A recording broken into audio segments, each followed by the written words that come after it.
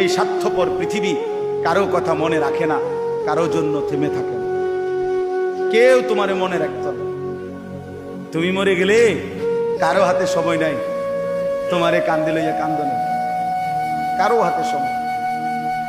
এ বাফেরে দুপুরবেলা জানাজা দিছে, আসরের পরে বাফের জানাজা হইছে, কত কান্দা কানছে জিফুতে। এশার নামাজের পরে পাশের ঘরের থেকে ভাত তরকারি আনছে, এর ওই পেট ভরে ভাত খায়।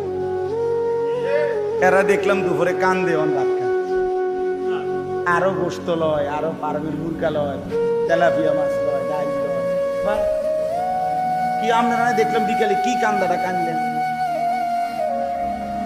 বুঝেন? অর্থাৎ বুঝাইতে চায় ওনার জন্য তো আমি না খাইয়ে মরে গেলে হইতো না, ঠিক আছে কাঁদছি তো কাঁদছি।